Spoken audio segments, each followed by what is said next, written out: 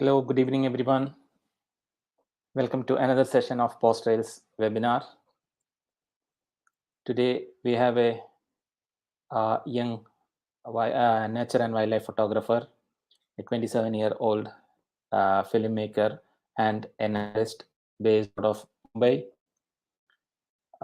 His name is Mayuresh, and he has been working on in the Corbett landscape for last 1.5 years, where he's involved in developing a new and upcoming wildlife lodge. And he's also into camera trapping technology on the trails of tigers and elephants. And let's hear from Mayuresh itself more about his projects and about his photography journey. So let's welcome Mayuresh on the show. Hello. Hi Hermes, and thank you very Hi. much for having me on You're welcome. Portrails. Uh, Yeah, it's a and it pleasure, is, Mayuresh. yes, it's a very nice opportunity for me to present my work to the entire Portrails community and all the wildlife lovers out there. And Thank you so much. just to introduce myself a little bit, I am a wildlife photographer and filmmaker from Mumbai, and I have been practicing wildlife photography and filmmaking since 2013. And now I am doing this professionally. I have been working as a naturalist. So since past 4 years, I have been working as a naturalist in different landscapes in India. So I got an opportunity to work in Assam on the Brahmaputra River for 2 years, and I explored the entire Brahmaputra landscape, the Kaziranga National Park, and also the entire northeast region for the wildlife there. And later, after the COVID pandemic, I went to the Corbett National Park, which was like second on my list. So I got a really amazing opportunity to work there in deep in the jungle of Sal Forest of Corbett, where I developed a wildlife cam, and I also got to dabble with camera trap photography. I learned from some of the experts in the field, like Mr. Shivang Mehta himself, while working there, and I developed a unique wildlife lodge where we have a water hole where wild animals like tigers and elephants come to drink water, and we have created a one of a kind animal bunker, animal photography site from where you can photograph these wild animals, and we also have trails where we can set up our own camera traps. So I have done some of my camera trap work there. And recently, now as the season has ended, I have come back to Mumbai, and now Hermes got in touch with me. So it's really amazing that I can share my journey with all of you. Thank you so much. Yes. So I'm just going to show you some of my work that I have been doing since the past few years.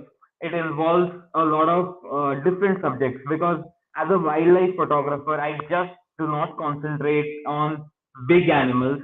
I love each and every aspect of wildlife, and most of my work, like I have been doing it in India itself because, as you all know, that India is an amazingly biodiverse nation, and we are really glad that like we are so happy that we have so many different landscapes where we can walk and we can photograph so many animals.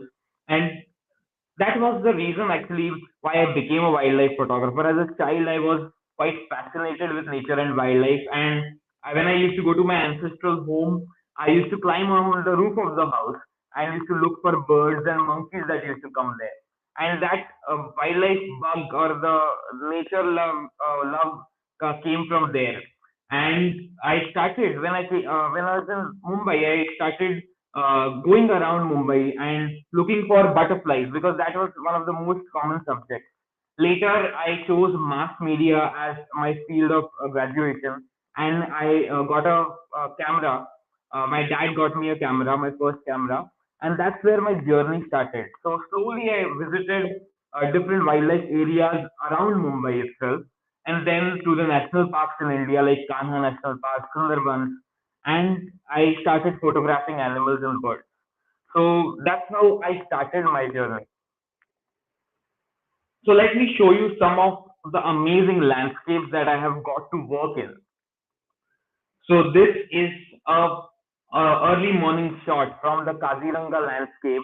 We have undulating elephant grass there, and the sun is rising as the mist is lifting there. So about 2 years, I used to be here every week to see the wild animals there, the rhinos there, especially the rhinos.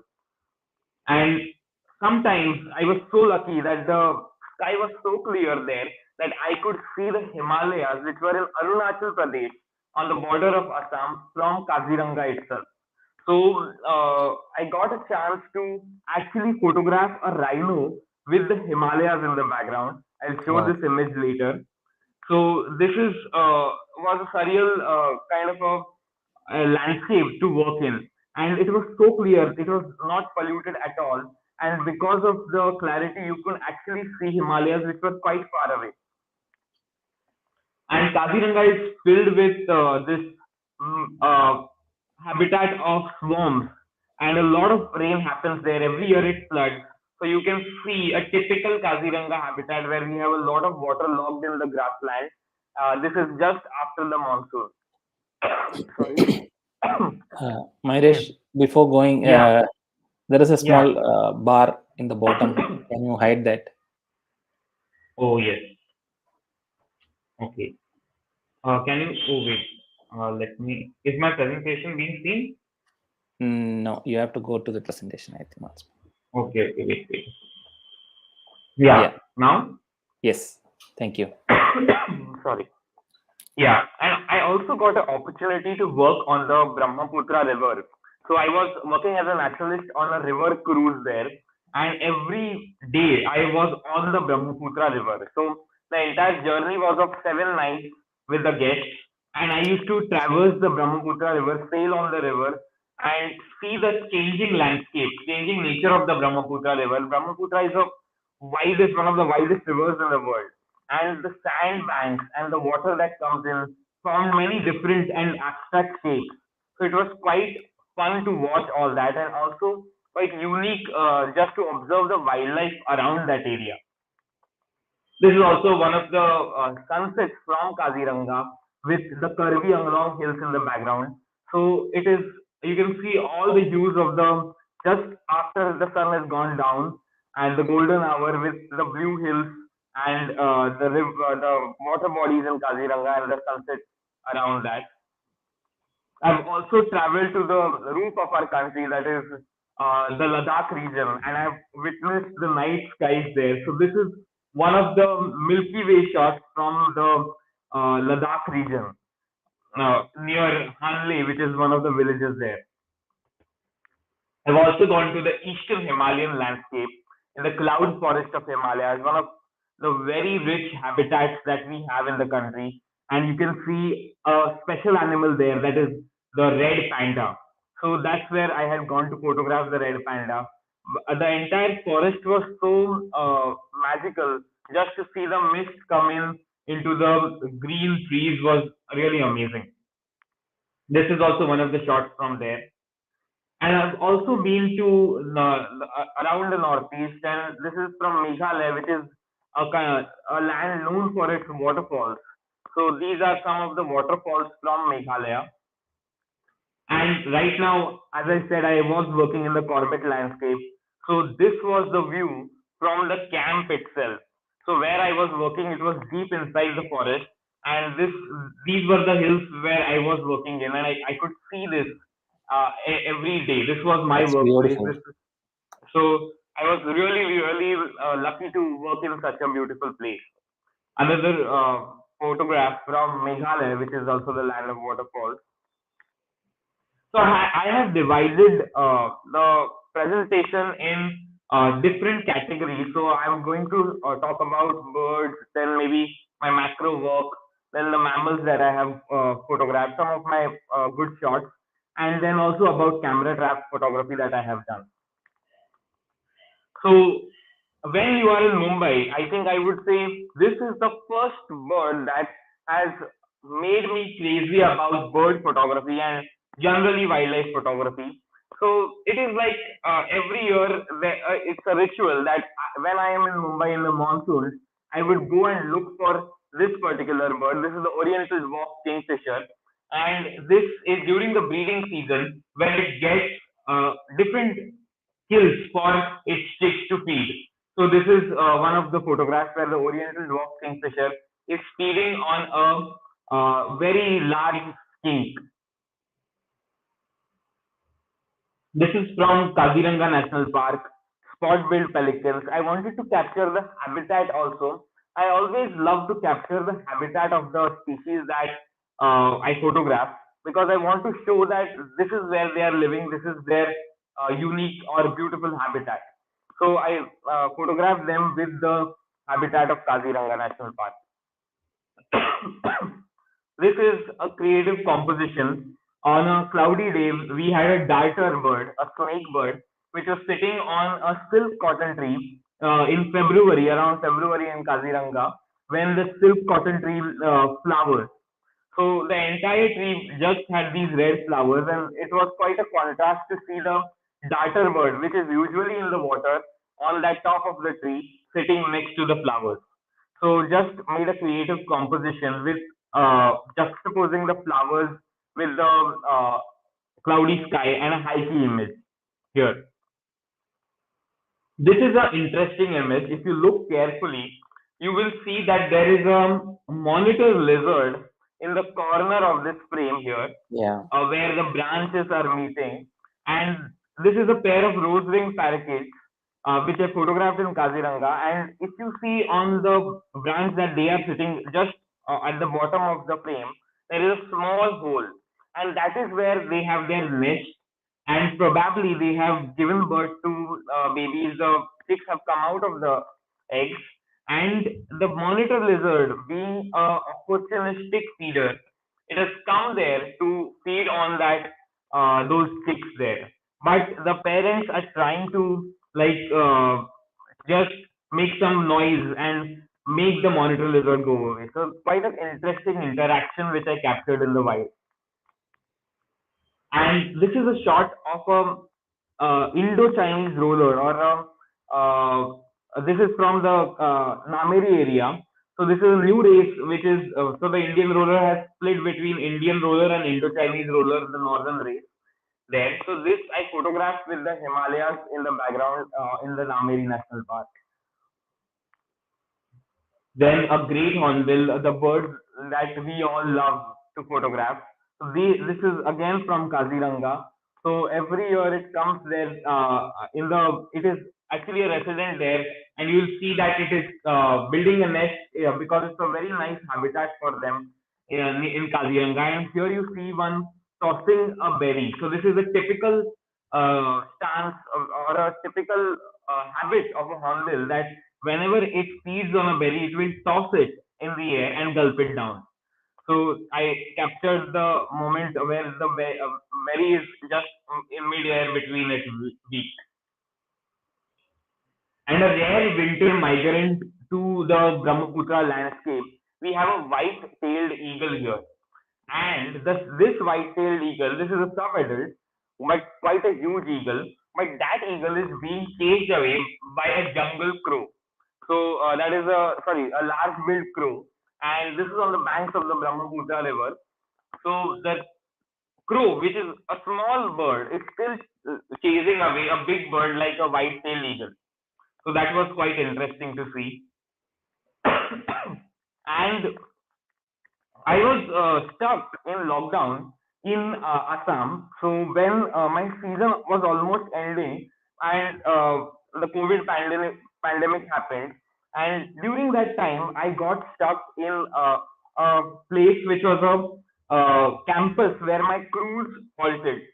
So I did not have anything to do. We could not go outside the campus, but we had the opportunity to just move around the campus and look for birds or any wildlife that was there. So I observed that a brown hawk owl was coming there every day just to feed on the insects and sitting on a bamboo pole next to the Brahmaputra River. And I saw that it was just the beginning of the monsoon. Sorry, the ending. Sorry, it was the beginning of the monsoon in Assam, and the clouds were constantly forming in the air. in the sky. So I knew that this owl is going to come and sit on this bamboo pole, and I set up my camera there and waited for it to land on the perch, and it landed, and then I got this amazing shot with the dusk after the sun has set, with the bridge in the background. This is the bridge in Guwahati itself. So this is a 1.5 kilometer bridge on the Brahmaputra in the Guwahati, and we used to halt just next to it. So I got that habitat of the owl with the bridge in the background as the sun was setting. So this is the brown hawk owl. And another perspective of a typical oriental, other than the typical oriental dog kingfisher shots, we see a lot of close up. But this is a wide angle shot, so we set up Yeah. a camera, camouflaged it next to where this bird was coming, and we hid inside the bushes, and we photographed it using the Wi-Fi of the camera, and we triggered it using our phones. So we waited for the bird to come, land on the place where it is sitting, and then we like compose the frame to get the entire habitat, to show the beautiful habitat of the bird, because the bird itself is beautiful, but when rains come, the entire forest in the Western Ghats become green. And this shot has been taken in Mumbai. So in Mumbai also we have forests like the Sanjay Gandhi National Park, and there I went and I knew that okay, this is the bird and this is the habitat of the bird. So I always wanted to capture that, and I tried to get all of it together in one frame. So it was a quite a long time to get this shot. It took us about 3 4 days just for the bird to get used to our setup. We had camouflaged it, but still it took some time. But we waited and we got this shot. Another shot of the brown hawk owl from the campus where I was stationed during the long lockdown. So this is a street light where it is sitting. Sorry. And a very beautiful bird, the green magpie, common green magpie, which I photographed in Corbett National Park.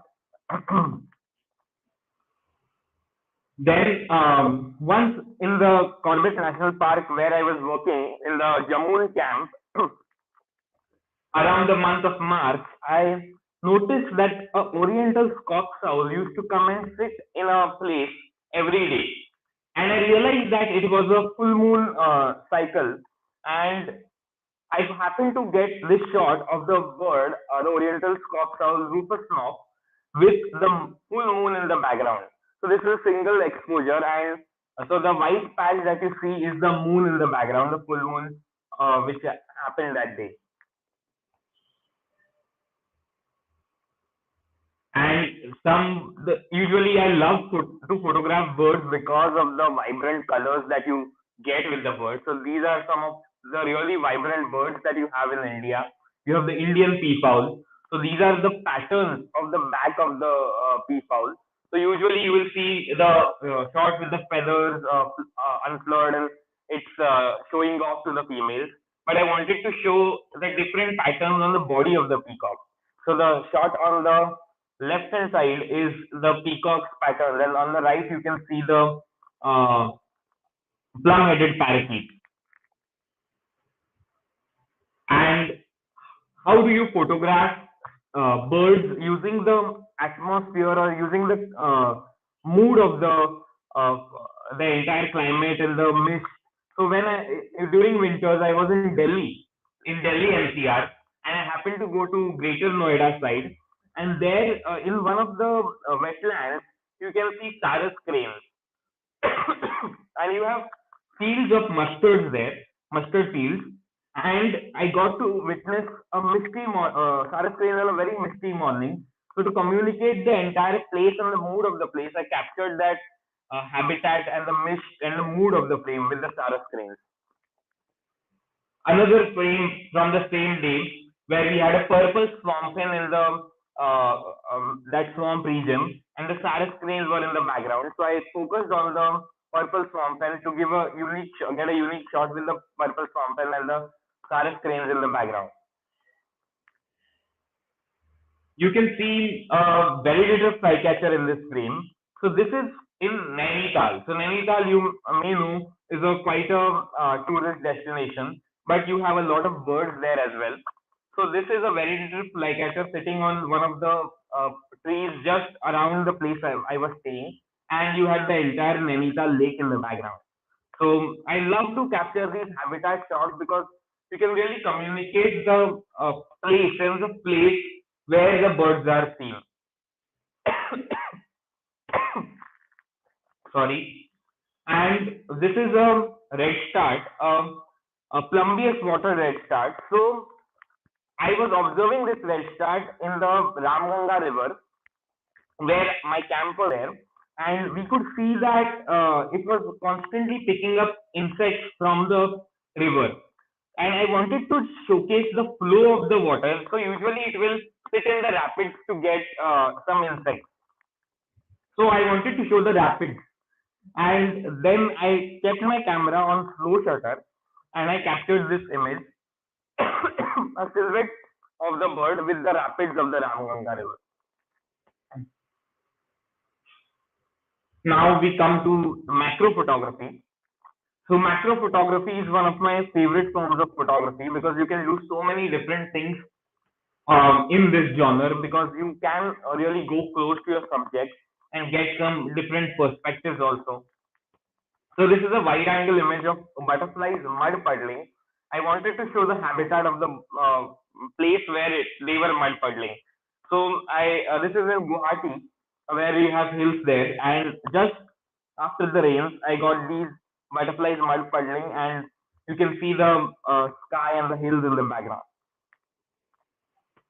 Then I found one butterfly, a common birdwing, a very unique and big butterfly with vibrant yellow colors on a stream just in Guwahati. And again, I took put it on my tripod, my camera on the tripod. It was sitting next to the stream, and I photographed a slow shutter image of the water flowing with the butterfly. So I love to actually make some wide angle images of the subjects that I photograph.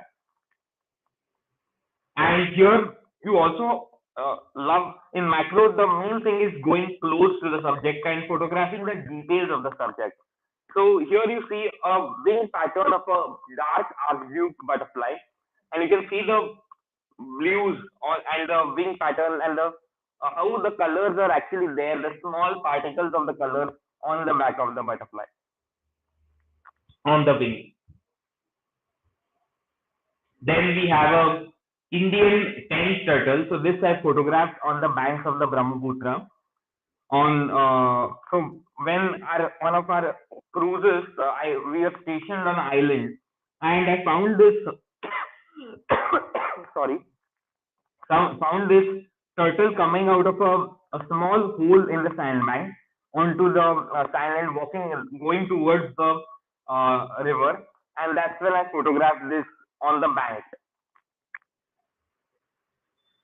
Indian chameleon, and this is also from Mumbai, a place called Mathiran, which is a hill station just close to Mumbai.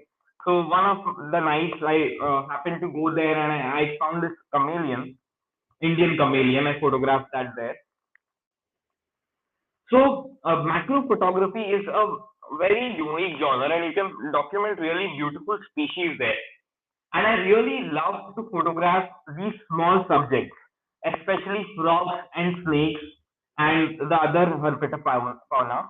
So I had gone to a trip to Munnar, which is a hill station in Kerala, and that place is known for its frogs. So I photographed some of the frogs there. So this is frog, a beddown bush frog from Munnar, a portrait. And all these frogs are very small in size. They are almost about just bigger than a thumb or even smaller than a human thumb. So it's quite challenging to photograph them.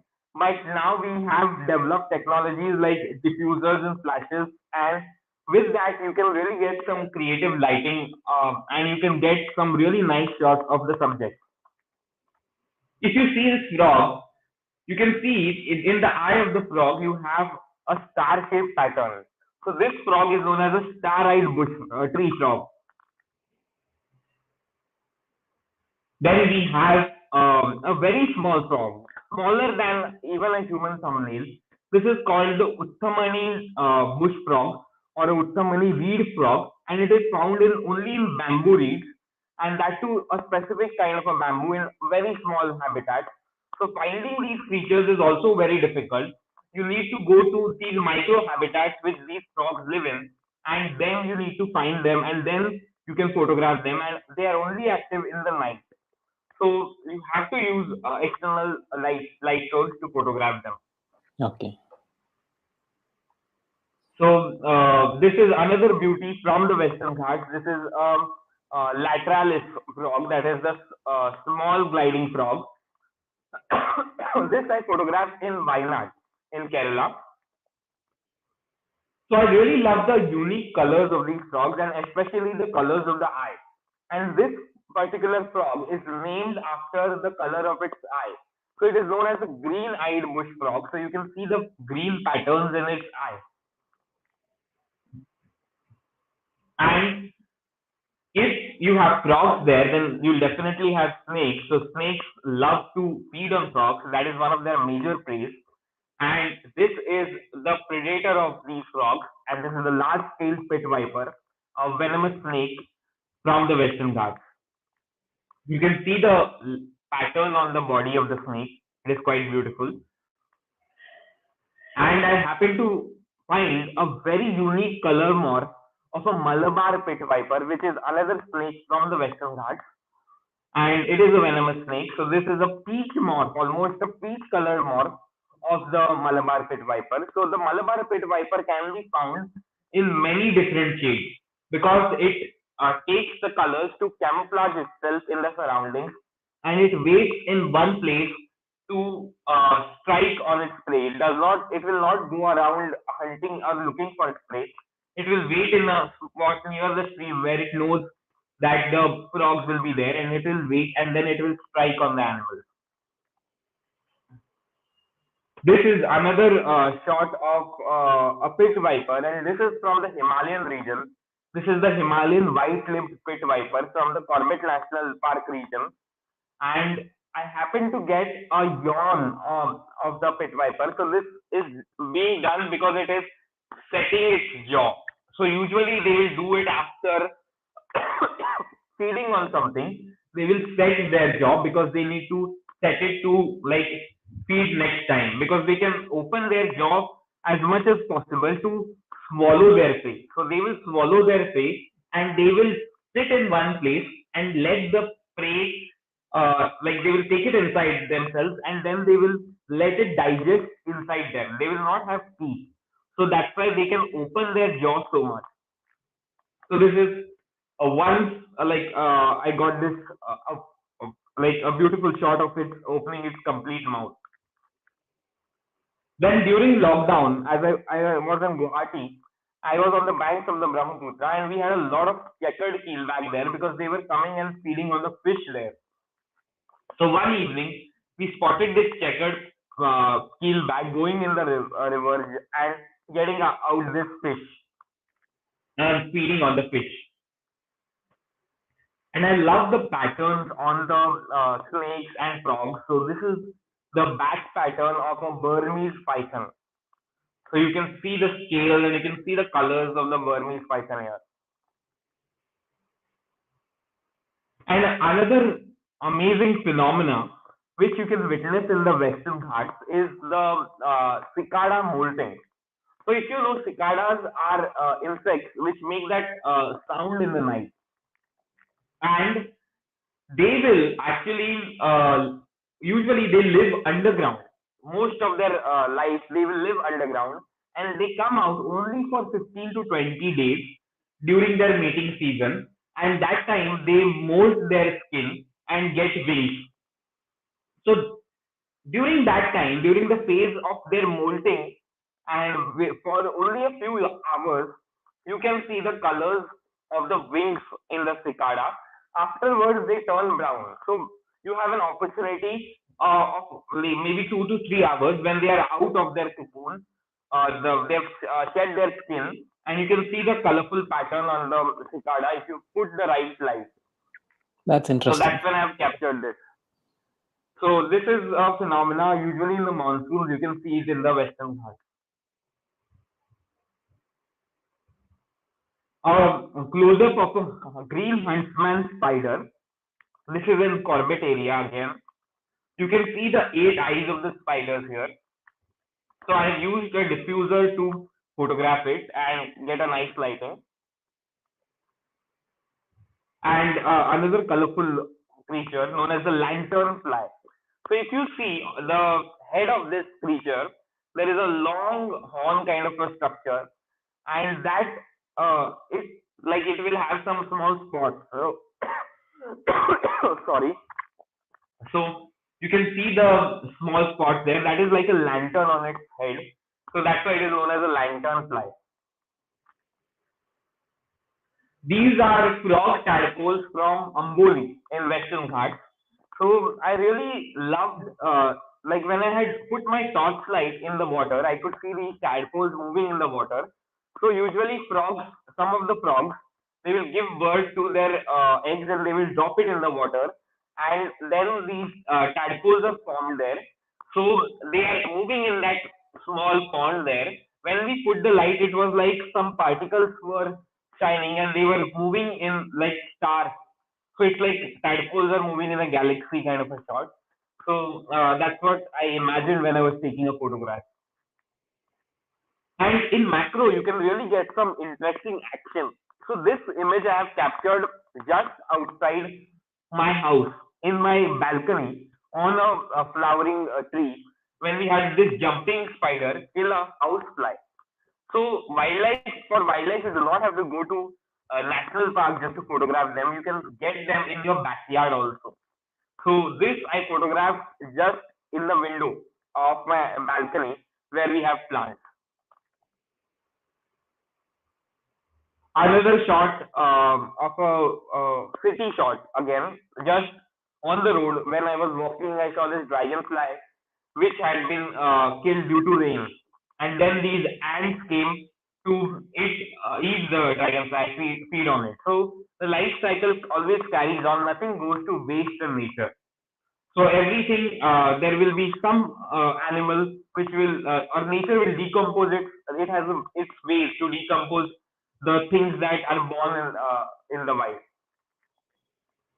And one of the favorite subjects for me to photograph is the fan-throated lizard, a very interesting creature which you can see in the western Ghats and the plains of Maharashtra and Karnataka, the plateau region.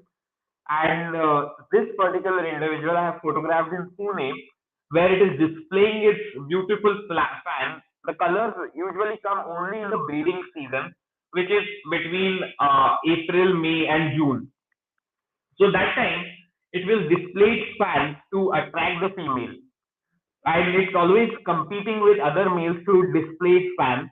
And that time it will come on a mound or rock, a pile of rocks, and display its fan to the female. And then the female chooses the male depending on the vibrant colors of the male. So here you can see a male fan-throated lizard displaying its beautiful colors. And as I said, I love to capture habitat of the subjects where they live in. And you can see a large-scale pit viper here with a stream flowing in the background. So usually they are seen in this really moist regions of streams and small rivers in Western Ghats where you can see them next to the stream. A photograph of a day gecko. So this day gecko is not even described to the science. So photography, wildlife photography is not just about capturing beautiful images, it is also about documentation. So you can document some new species also. So this day gecko is not even being described from the Western Ghats of India. We do not even know the name of this day gecko. And I photographed this in Valparai region. And again, I have used a wide angle lens to photograph to show the habitat of the day gecko. This is a very small day gecko, just about 1 inch size. Then you have the peach moths of the Malabar pit viper, which I saw in Wayanad, and we found them next to the stream. So you can see the stream flowing in the background. I've used a tripod and a wide angle lens with a slow shutter speed to capture this photograph. And a frog also again next to the stream. Sorry. So this is a golden backed frog. And you can also use some creative techniques to light up your subject in macro photography. So you can see here, this is a scorpion's tail. And I have used backlight to light up the scorpion's tail to show from where you can see the sting area, where you can see that area where it holds the poison, where from which it will usually sting the creature, its prey. So to show the sting of the scorpion, I photographed it using backlight. Mm-hmm. And when rains come, usually during the rain, just after the first rains, these termites start sorry, sorry. So the termites start flying, and you can see this is their first and the last flight. So they get wings just for mating. So these are male termites. They will fly around the light, and they will go and find a mate during that time. So this is their flight, which is their first and the last flight, because they will get wings, they will fly, they will mate, and then they will die. So this is again a slow shutter shot on a light source where they were attracted to the light source, and I captured their movement in the light source. Then exposing the wing patterns of a dragonfly. So you can go creative in macro. You can go very close to the subject. You can show the patterns of the subject. The wing pattern of the dragonfly. You can see the network of wings on its wings. And you can also communicate the mood of the atmosphere when you're photographing. So when I was in Amboli, usually it is in the monsoon season, you can see all these snakes and frogs. So we found this vine snake sitting on one of the stems, and it was a misty atmosphere completely because of the rain. And I wanted to capture that mood of the frame. So I captured the mist again. I captured the vine snake silhouette against the mist there.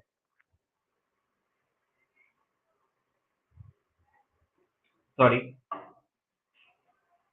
Then fireflies. So fireflies are one of the amazing subjects to photograph, and you can see them just before the beginning of monsoon season, because that is also again their breeding time, and you can see them in the many places in India. So this is close to Mumbai, a place called Nashik. We have a place called Bhandardara there, and you can see a congregation of fireflies there. But now, what is happening is because of light pollution everywhere, you cannot really see these fireflies in numbers. But there are some places where you can see a lot of fireflies coming together and doing their mating display of light, illuminating themselves. And in the dark night, you can see the light falling in the. It's amazing to just witness that entire magical moment in nature. Watching fireflies and capturing them is also quite fun because you can go really creative. So this is a very creative photograph. So what I've done is it is a long exposure, but while my long exposure was on, I have shifted my focus of the lens, and I have got this vibrant pattern of the fireflies. So these are some of the photographs from that.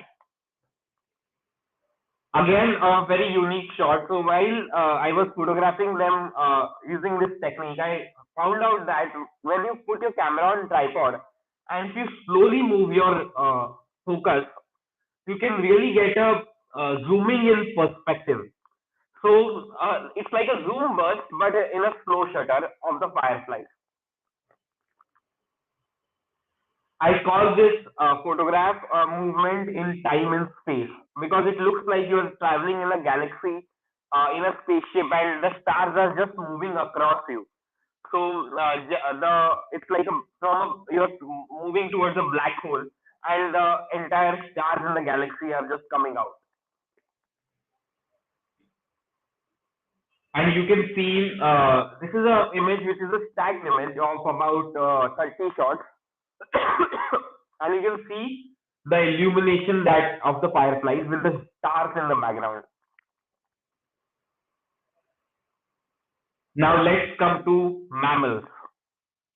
So mammals are one of my favorite subjects to photograph, and you can really get some intimate moments with mammals, or you can get some unique shots with mammals.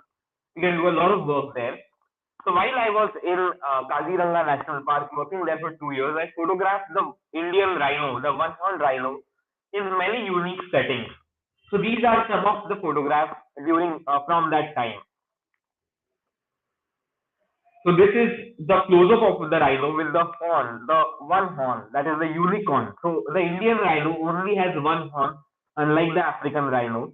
And if you see its body, it is completely covered with skin and it looks like an armor of sorts. So this is the rhino in its beautiful grassland habitat. So this is in early morning shot in Kaziranga with the mist rising up in the background with the grassland. So this is elephant grass. So you can see a rhino, which is a very huge animal. It is also being dwarfed by the elephant grass there. So it touches the habitat of Kaziranga National Park.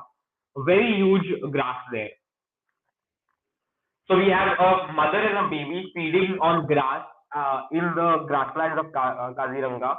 So again, a beautiful winter morning shot with the sun rising in the background and the mist is lifting up. And rhinos love to wallow, so they love to really go and get themselves cool in the mud. So here you can see a mother and a calf enjoying their mud bath or wallowing. And I happened also to capture a rare natural history movement of rhinos in the wild. So you can see rhinos mating here. So you can imagine the weight of the rhino is about 2,300 to 2,700 kgs. So imagine the weight of the male on the female while this mating is happening. And the mating happens for about 3 to 5 hours straight. So imagine that happening in front of you. So the road was completely blocked during the meeting when that was happening in front of us, and we were stuck in that place in Kaziranga for about a half an hour just witnessing this. Luckily, they moved across the road and they entered the grassland after half an hour. So you can see the jeeps in the background there. So all of them are watching the rhinos mating. So they have like an audience when they are doing their private rituals, meeting rituals. And this is again a typical shot. So you can see cattle egrets sitting on the rhino's back. There is a mother and a baby, the calf, and they are feeding on the fresh grass after the rain. And the cattle are always around the rhino because they are constantly feeding on the ticks and insects on the rhino's body. So they keep the rhino's body clean of ticks and insects, and they also get food in return. So it's a coexistence that they do. And you can see the body armor of the rhino here. You can see that it's like a shield around the body. So you can see the backs of the rhino, how it looks. It's like a complete armor on the back. And here you have the rhinos during sunset and sunrise. So I actually captured a mother and its baby, a very young baby, about just 3 4 weeks old, with the mother, with the sun rising in the background. And this is the habitat of Kaziranga with water everywhere and the grassland and the hills in the background. Those are the Karbi Hanglong hills with the rhino. So I really love to capture the habitat of the animals. So this was the shot I was talking about. If you see carefully, you have the Himalayas in the background there. Yeah. Those are the Himalayas in Arunachal Pradesh. And it was a clear day, and luckily I got a rhino in the frame with the Himalayas. So this would happen about once in a year or so. So that is how rare it is. But luckily I was there in that region for almost 2 years, and I witnessed it a couple of times. Amazing. Then another big animal from Kaziranga is the wild water buffalo, an endangered species and only found in very small areas in India, especially in the northeast region in Assam. And Kaziranga is one of the best places to see this wild water buffalo. So you can see the size of the horns. So they are the longest of horns in any of the bovine species around the globe. So that's the wild water buffalo, one of the big fives in Kaziranga. Then I also photographed elephants. So elephants are also dwarfed by the large size habitat of the entire northeast region. So this is in the Brahmaputra River. So in the middle of the Brahmaputra River, an island has been formed because of constant erosion. But this particular patch has been saved, and a lot of greenery has come on this patch. And the elephants come from the national park, come into the river, they swim in the rapids of the Brahmaputra, they come to these islands and they feed on this grass. So I happened to witness the Kaziranga National Park and the changing nature of the Brahmaputra from the riverside and also the wildlife which comes to the riverside.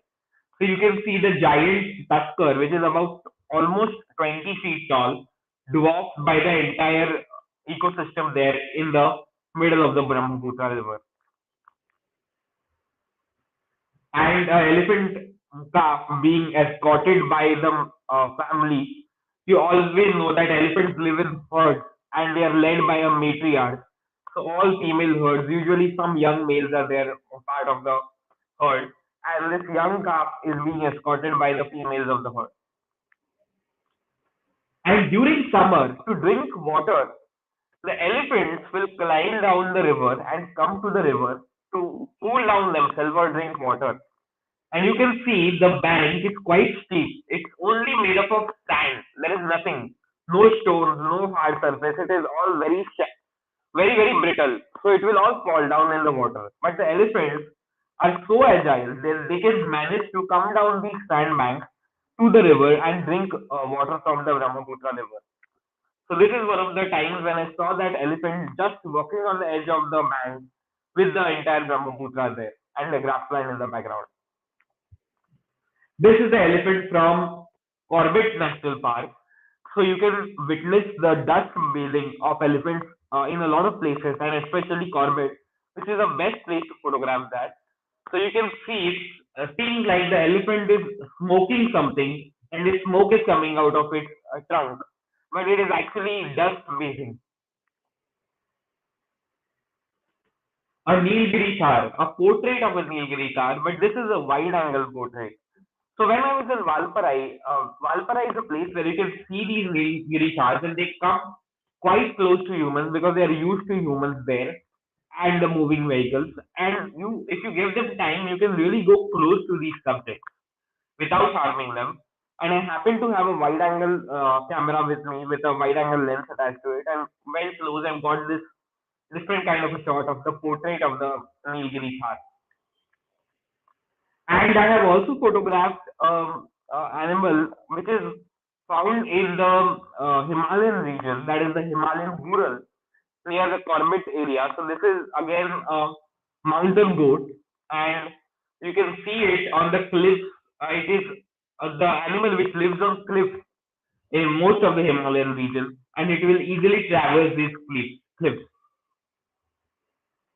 Another shot of a Nilgiri Thar feeding on grass with the habitat of the region.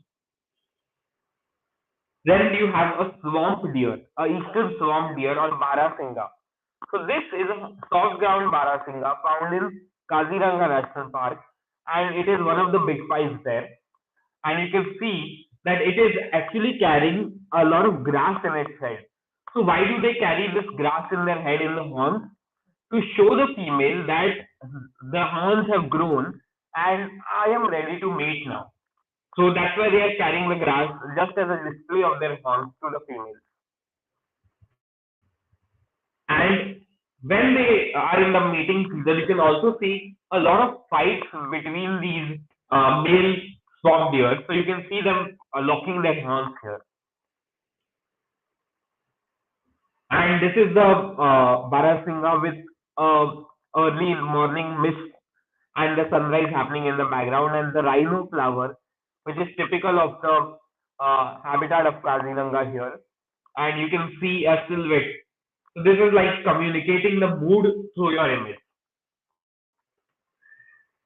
One more species of deer found in Kaziranga, that is the hog deer, and this is the male of the species. One more mammal that I really love to like primate. So primates are one of my I love to photograph them because they are so close to us humans and they give so many different expressions. And in India, we have more than 15 species of primates. So you can see a lot of variety in primates in India. So you have this primate found in the Western Ghats. This is the Nilgiri langur, which is found in the Western Ghats, with a long tail and a black fur. Then one more primate from the Western Ghats is the lion-tailed macaque. So it is known as lion-tailed macaque because of the tail of the primate, and you can see the tail almost like a lion's tail. It also has a mane like a lion, but it is named after the tail. And again, a wide-angle shot of the species and a unique perspective when you get really close to them and they get comfortable with you. So they are just like one of the incidents where we have to camera, and that's when I captured this image. This is again a wide angle shot of a Hulok gibbon. So in Assam, Hulok gibbon is the only ape which is found in India. So it is found in northeast region, and Assam is one of the best places to see it. So in the north region of Assam, I have photographed this male Hulok gibbon, western Hulok gibbon, and with the canopy of areca trees where it is living. So it lives in rain forests of northeast, but because of habitat fragmentation, now it is also being seen in some of these plantations of areca nut. So this is one of the place where you can see these Hulok gibbons, and as they're used to humans there, they can come down sometimes. So that's when I have photographed this with the habitat. So you do not really need like a zoom lens to photograph wildlife. So if you have patience and if you know the behavior of the animal, you can really go close sometimes without disturbing them. And then you can create these images using your kit lens also. So I have photographed this Hulok gibbon using a wide angle lens, that is the 1855 lens, which is a kit lens which is found in most of the camera bodies that we buy, and a pair of Hulok gibbons. So you can see the difference between the male and the female here. So the black is the male, and the brownish ochre color is the female Hulok gibbon. Then one more endangered primate that we have in India, and one of the most beautiful primates, and one of my favorite primates is the golden langur. And you can see them in some parts of Assam and Bhutan. And they are one of 25 most endangered primates in the world and found only in some pockets of these forests in Assam. So this I have photographed near Manas National Park, and it was a evening time, the sunset, and I happened to capture this portrait of the rhino with the setting sun in the background. But it's in bokeh, but you can get the golden light during that hour. So this fur, that is the golden color, that is not a common feature for the entire year. It is not seen in the entire year. It is only seen in some of the months when it is their breeding season.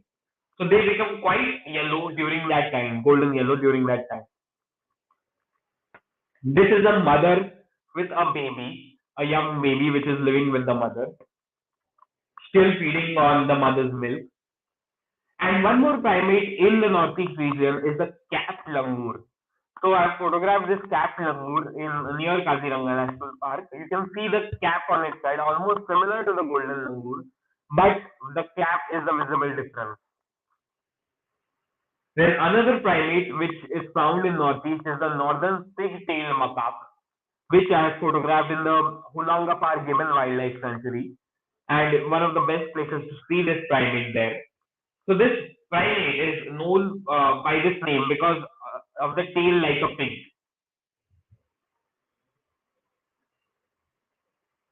And when you are in Indian jungles, you can actually get some amazing action if you spend time with wildlife.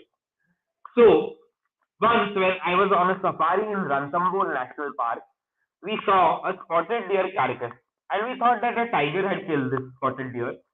Definitely a tiger had killed it, but the tiger was not around.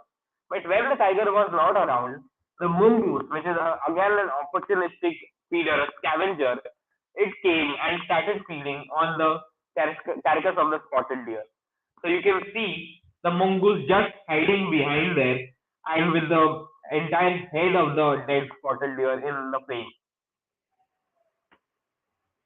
As I said, I have also gone to the eastern Himalayas and I have photographed animals there. So this is a flagship species of the eastern Himalayas, the red panda. So we have a red panda in the world, and that red panda is seen in the Himalayan region. So this is the Himalayan red panda from the eastern Himalayas, and it is actually seen in India. Then a shot of a Himalayan marmot. So this is a rodent species which can be seen in Himalayas, and in Ladakh is a place where you can actually see them in the green areas of Ladakh, like Han Lake or near Pangong Lake. So this is from there with the nice hills, the rugged hills of the desert of Ladakh. And while on the Brahmaputra River, we used to do a boat safari. And during the boat safari, we used to see a family of otters which was living in the burrows which they had made on the banks of the river. So this is the otter family, and you can see it is actually lifting the baby up from the sandbank because it is unable to climb. It is a very young baby, maybe almost like a few weeks old, and the mother is helping the baby to just climb up the sandbank. And this is the burrow of the otter. So they are quite social animals. They live in families, and you can see some young otters on the side, and then there are babies there, and that is the couple or the parents which are going towards the baby. You can see they are peeping out. They're quite curious otters as a species, and this is again on the banks of the river Brahmaputra. And while on the Brahmaputra, I also photographed a very rare mammal which is hardly seen because it is quite elusive. It lives in the river and it is virtually blind. And because the water is quite muddy, it is very difficult to see this. So this is a mammal that is a Gangetic river dolphin, and it is abundantly found in the Brahmaputra river. It is an endangered species, and it is very difficult to photograph them because it is quite difficult to understand where they will come out from to take a breath. So they will just come out to take a breath and they will vanish inside the water. But you need to observe the water. They will come once or twice just to take a breath, and you can observe the river and changes in the river, and then you know, okay, this is going to come out from here, and you can photograph them there. Then obviously, who doesn't love tigers? So tigers are the mammals, I would say, that made me interested in photographing wildlife. So tigers, I would say, is the first love for any Indian wildlife photographer to get into wildlife. And I have also photographed tigers in the wild. So this is in Ranthambore where it is just chilling in the water. And you have a tiger cub drinking water there. Then another portrait of a tiger from Ranthambore, and one sitting in the water in a summer afternoon, cooling itself off and drinking the water there. This is the typical habitat of Ranthambore National Park, dry and arid region with the grass around. With the habitat has captured the tiger there. And I was quite lucky to capture this unique moment of a tiger feeding on a wild boar, a fresh kill. So we happened to go early morning in the jungle, and when we were in the jungle, ours was the first vehicle. But unfortunately, our tire got punctured, and then the guide and the driver, they got down, they replaced the tire, and we lost almost 15 to 20 minutes. And within that time, all the other gypsies had gone ahead to look for wild animals. But I would say that was a lucky moment for us, because then when we got ready, when we changed our tire, we went in the one of the lake areas, and we saw this tigress had captured a fresh wild boar, like a freshly captured wild boar in its mouth, and it was walking towards us. So it was a very lucky sighting, and it came with the wild boars towards the jeep, walked in front of us for almost 45 minutes, sat down because it was tired after the kill, and I got to capture this raw moment of nature in the wild. So it's the law of evolution, or the survival of the fittest, that you can see in this. And the tiger will feed on the animals and control the population. So you can see the tiger has captured the wild boar there, and I actually captured it looking at us when we were in the jeep there, and then feeding on the kill. So you can see the expression of the tiger there. Then one of my, I would say, a life-defining moment for me was to see this animal in the wild, that is known as the golden tiger, or a pale morph of a Royal Bengal tiger. So this Wow. is a tiger which is found in northeast of India. Only, I think, I would say, one of the individuals almost in a century, which has been documented in the wild, and I happen to see this in Kaziranga National Park. So when I was there, working there as a naturalist, I was on a boat safari one evening, and we were just going to in the boat safari. Then we saw something walking on the edge of the river near the Kaziranga National Park. And first, we thought it is a swamp deer because of the pale color of the fur, the orangish color.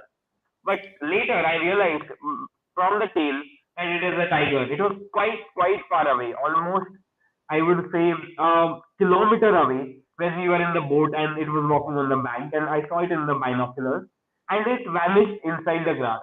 But I got some photographs of the tiger, and I went back to the cruise, and when I saw it, I saw that it is a tiger with completely unique coloration.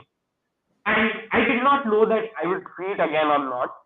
And then the next week, when we were in that region, we were going for the boat safari, and suddenly we saw this tigress sitting right next to the bank, on the edge of the bank, looking at us when we were in the speedboat. So that's when I had the sighting of a lifetime, and we spent almost 5 6 minutes with her. And as you know, tigers in Kaziranga are very shy, but this individual was quite bold. It sat there, it looked at us, looked at the foreign object which is in the river. It was not bothered by our presence, and afterwards it got up and went inside the grassland. So for the sighting to happen, really, it was quite a matter of luck, because we used to do the boat safari only for about 2 hours, and that was only once a week. And that area of the national park where you can see the tiger or see that animals there was a very small area. And if the animal happens to come to the river bank, only then you will have a sighting. So the luck was so good that the tiger happened to come to the bank at that point of time. We were there at the right moment, and then I actually captured these images. And later, we realized that it's that territory of the tiger there, and it used to come at a particular time to mark its territory.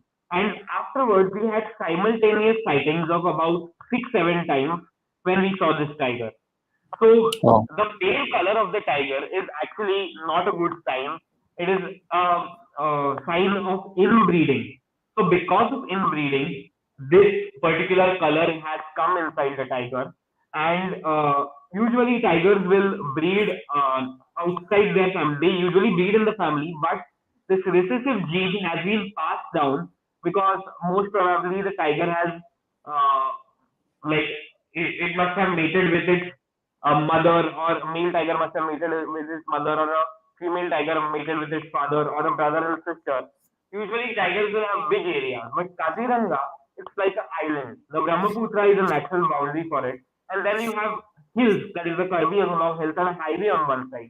So all the tigers are concentrated in this grassland, and you have a lot of density of tigers. So there are less tiger corridors for them to move in the northeast region, because there are very few areas where there are good habitats for the tigers and the prey base being there. So sometimes this inbreeding can happen, and it is a very rare occurrence. So because of inbreeding, this particular individual looks like this because of a recessive gene. So this is its territory marking in that area. Some of the shots of the golden tiger from there. So these photos had gone viral all over the internet, all over social media, and a lot of international and national news agencies had picked it up, and they made me quite famous. So that was, I would say, one of my life-defining moments in the wild. So you never know what you're going to see in the wild. So always expect the unexpected.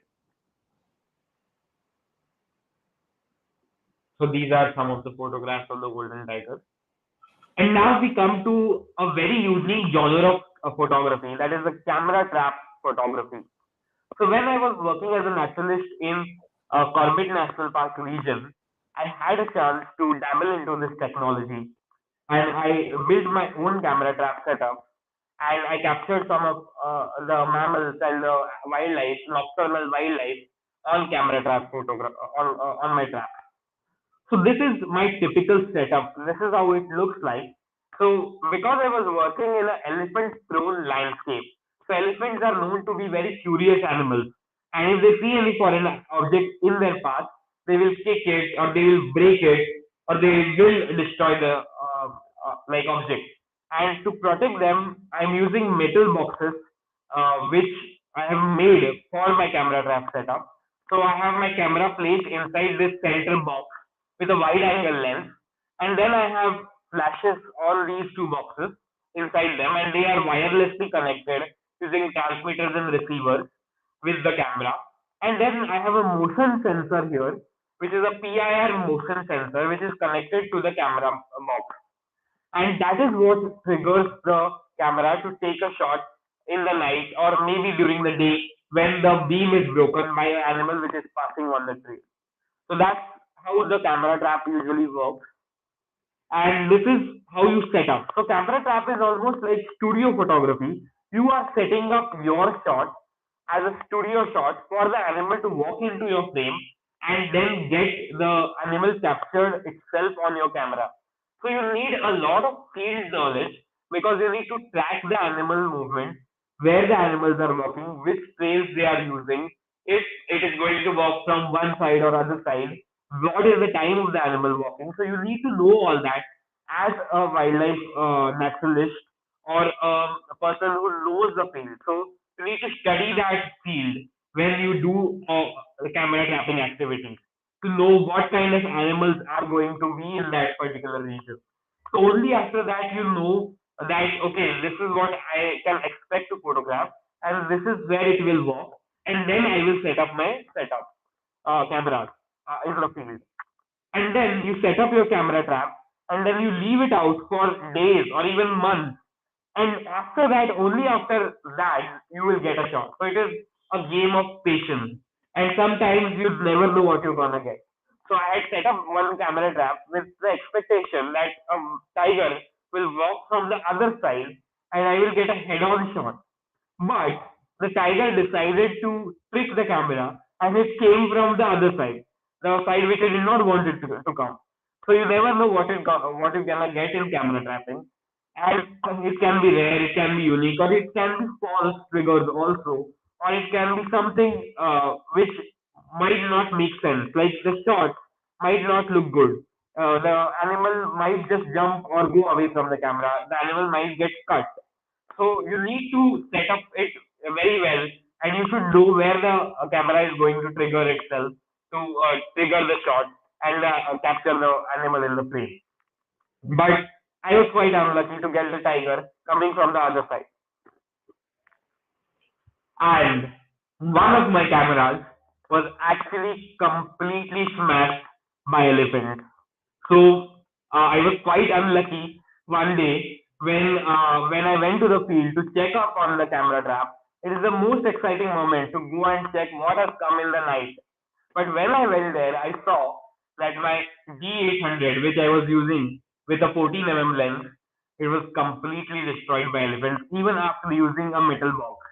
So what they did was they lifted the metal box, the camera fell out of it, and then they smashed the entire camera to pieces.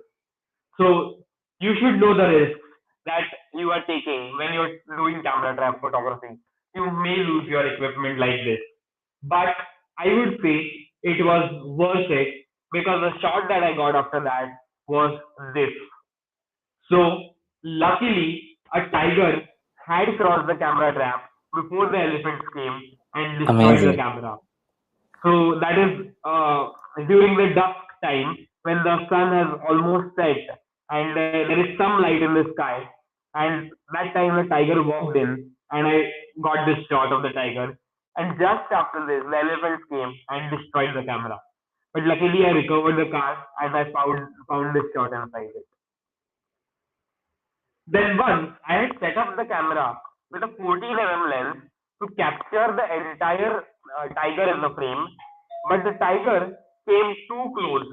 The tiger came too close, and I captured a portrait of the tiger. The camera captured a portrait of the tiger. So the tiger came close to inspect what is there in the camera, and it came and I got this portrait shot of the tiger curiously looking at the camera.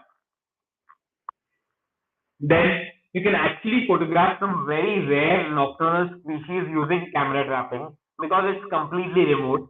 And one of the trails, I got this shot of a leopard cat, a very rare animal, a very rare cat, small cat found in Indian jungle, and it was actually walking on the log. So I knew that these small cats they use these logs to cross trails.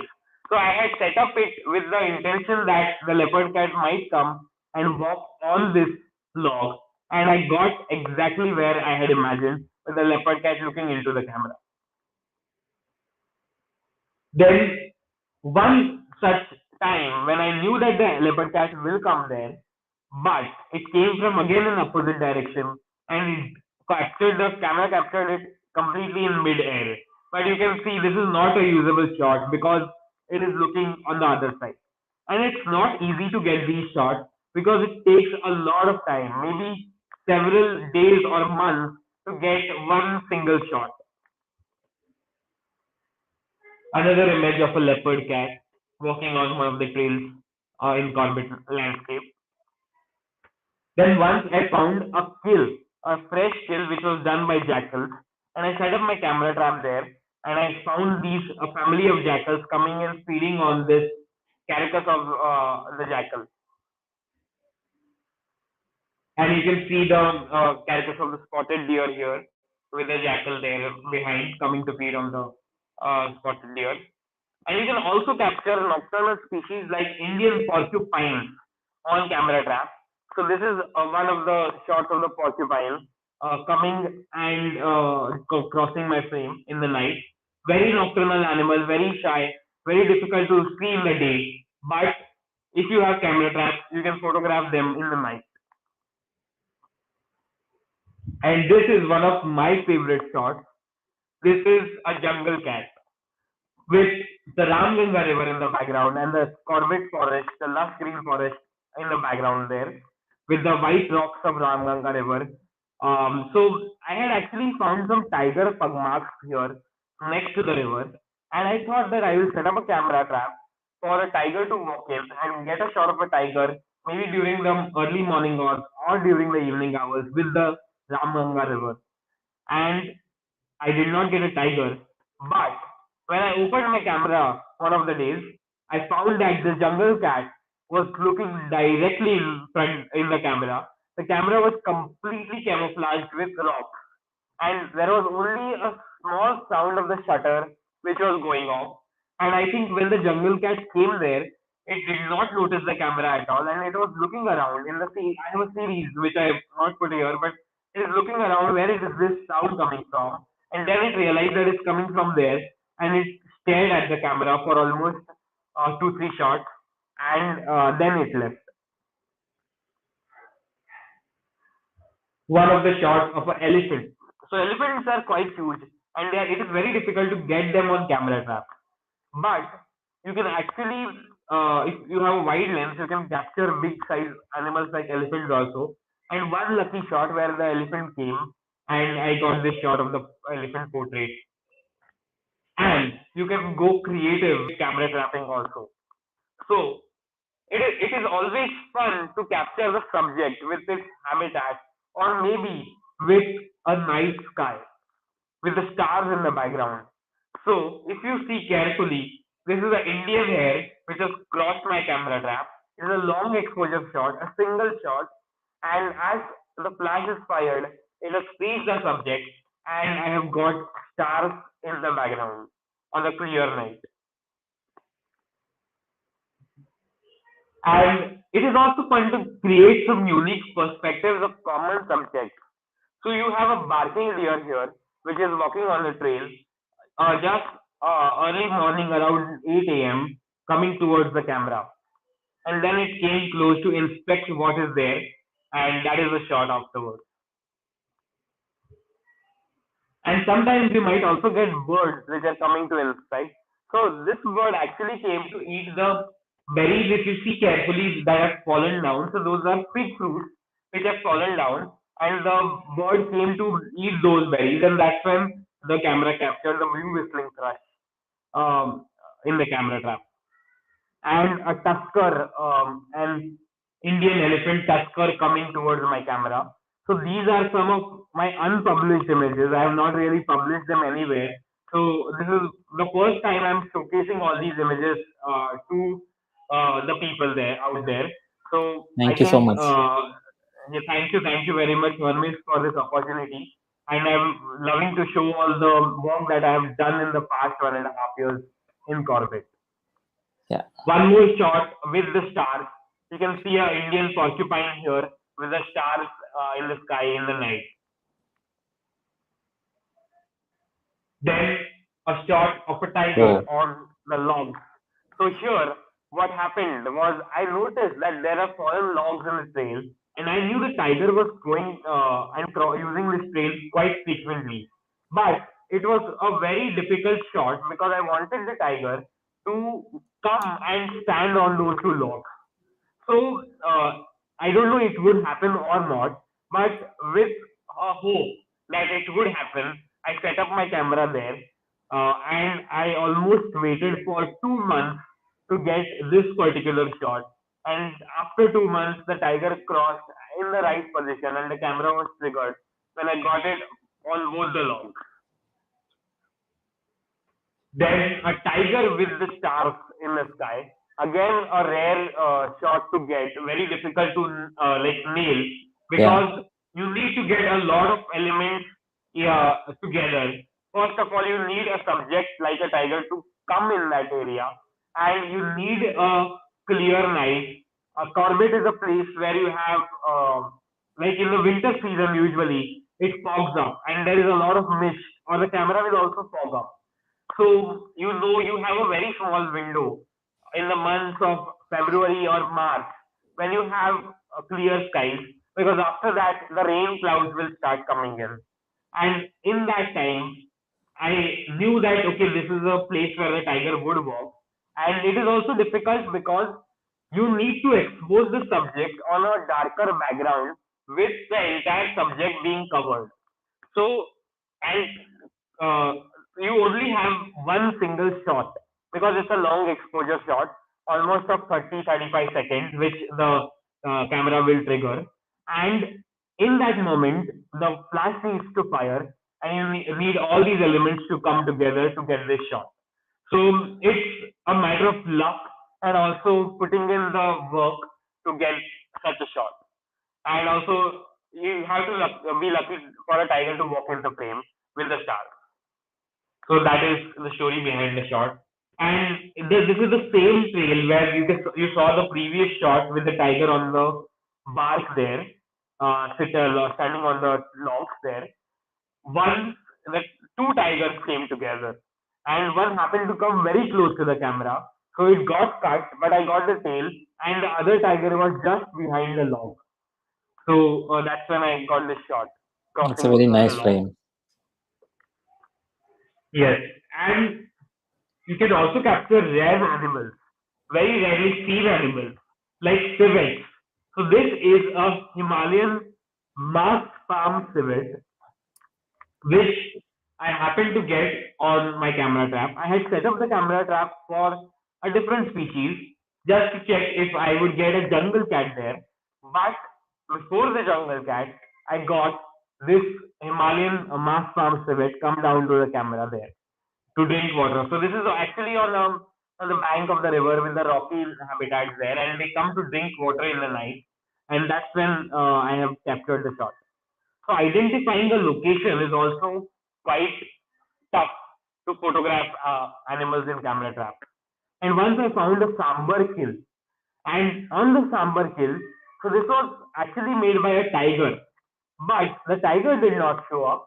It was the civets, which are scavengers. They were coming and feeding on this sambar kill. And you can see a small Indian civet standing on top of the sambar kill. So it is a huge sambar, almost the size of a donkey, bigger than a donkey.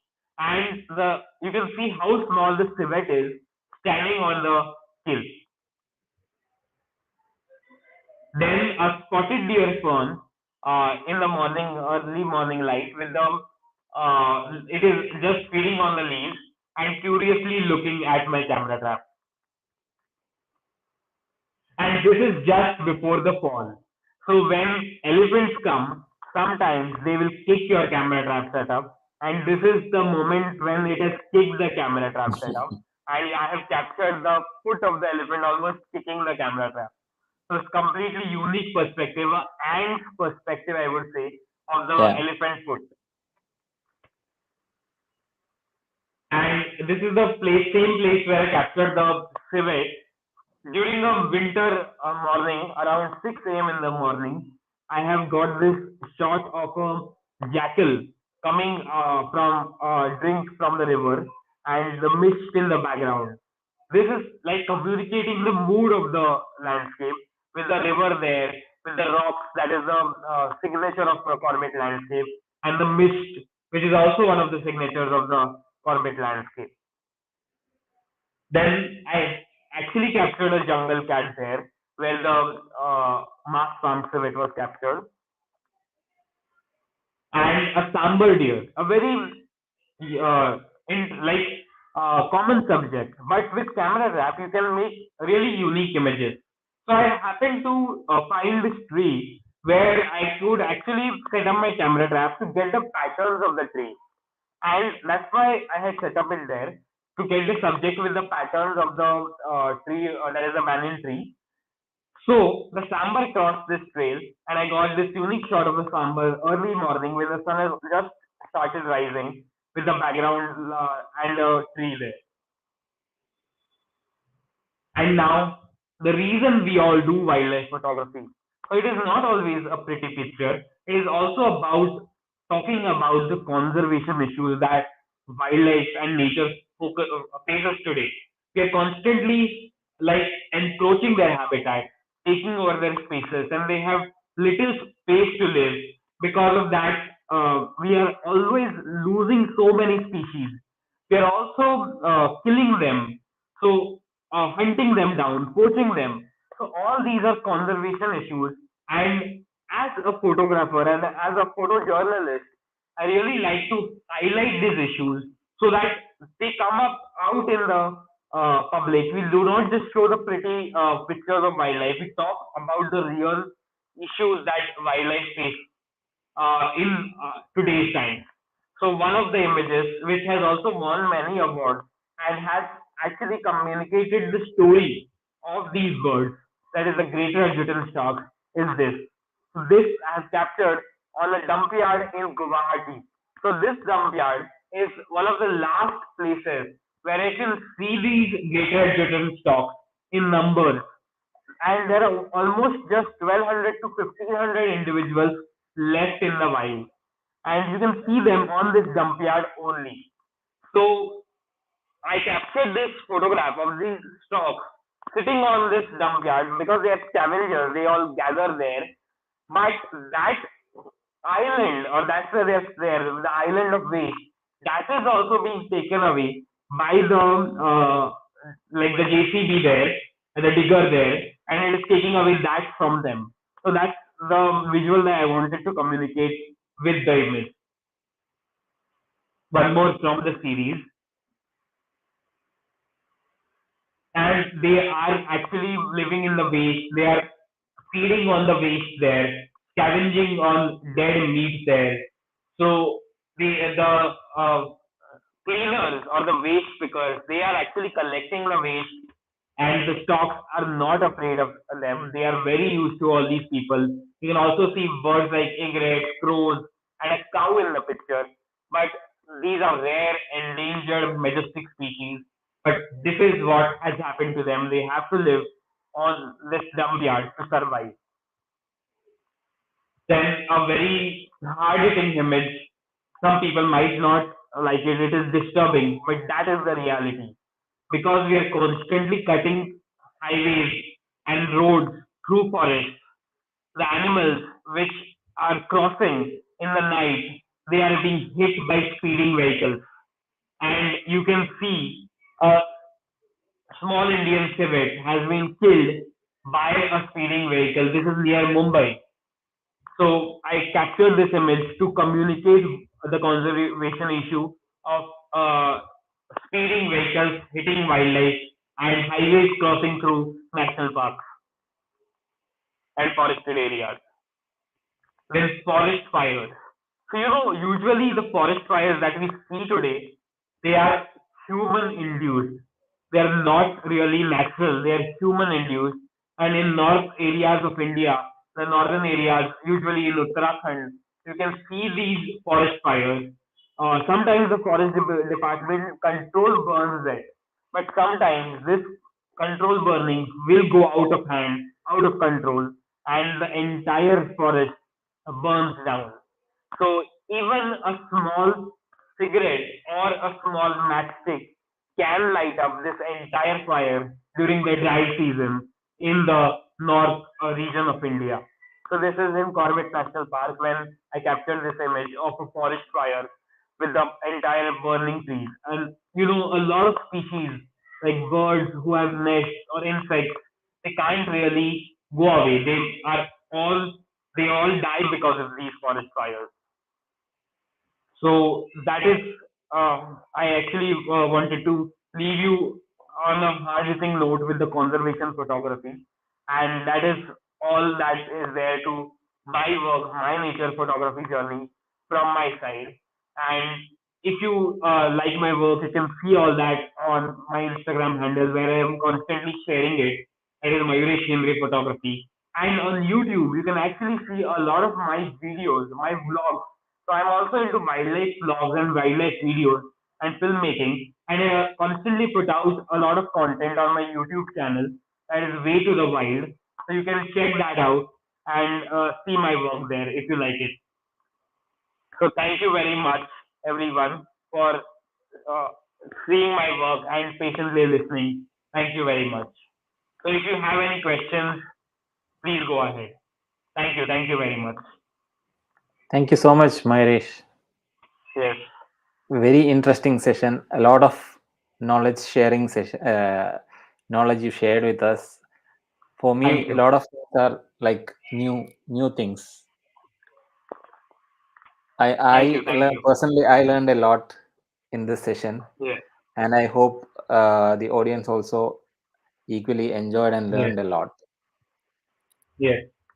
Yeah, we Thank you have very much. two three questions. Yes. Sure. uh, you have showed a lot of pictures from the rainforest. What what are the uh, one second.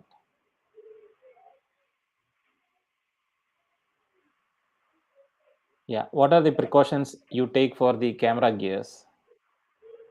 So usually when I go out in the rain, I will be always completely gearing up with raincoats and umbrellas when I go out in the field, and I will always have a rain cover for my cameras, and I will always carry a cleaning cloth. So when you are out in the field, obviously rains can cause a lot of damage sometimes because fungus forms in the lenses or in the camera, and you need to protect the cameras from that. So usually I will use rain covers or good umbrellas when I am shooting in the rain. But nowadays the cameras are really weatherproof. Even if there is a rain, the little bit of a shower will not really damage your camera. But obviously, you need to be very careful with your gear. Protect it as much as possible using rain covers or plastics or umbrellas or raincoats. But nothing really happens if a little bit of water happens to splash on the camera. They are weatherproof almost. And if you dry them, the water will go away. If you keep them in a dry box after you have been in the rain, after coming back to your base or to your home, keep them in a dry box for some time or keep them under the bulb if not the dry box. Dry them, clean them, and they will be okay. Great. Uh, there is a funny question. How many cameras you lost during your camera trap projects? So I happened to lose only one camera. So I had two Okay. setups of cameras. So I had made a full frame setup with D800 and a 14 mm lens, and a crop body setup with a 3300 with a 1855 and one more wide angle lens. So usually you can use second hand cameras because camera trapping, you know that you would lose something or you might lose your camera out in the field, maybe theft or maybe weather because of rain, maybe dust going into the camera, or maybe animals like hyenas, bears, or elephants being curious, damaging your gear.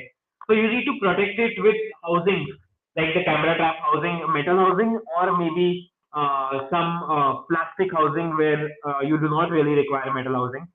But I lost that D800 with a 14 mm lens, which was destroyed by the elephant because even after using the housing, the camera came out of the box because the elephant lifted and smashed the box on the ground. And then Mm, the last image was of the elephant trunk just like coming close to the camera and yeah. smelling it. And after that, it was completely black shot, and then it was a complete chutney of the camera. But luckily, the 3300 was there, and I was so into camera trapping that I had a main body that was the D810. After I lost my D800, I put the D810 in the field to photograph the wild animals. Okay. Uh, we have one more question. How many years have you been photographing and what's your lens? And he's also saying that he's not able to hear you properly. Your voice is not. Okay, He's suggesting if you disable so one of the earbuds, your voice might be better. okay, is that I'll just I think I can hear you properly, but I don't know if others. okay. Yeah, Was that the case the entire session or was it okay? I can see a couple of people saying voice was not clear, Oh, but I didn't okay. feel it because I was hearing you properly. Oh, all right, all right. Yeah, Oh, so but sorry. let's go to So the let me, question. yeah, How yes, many years have you been photographing, yes. and what is your lens? So I have been photographing wildlife since 2013. So it has almost been 9 years in the field. And I started with a kit lens that is the 1855 and a 55 250 while I was using a Canon body earlier.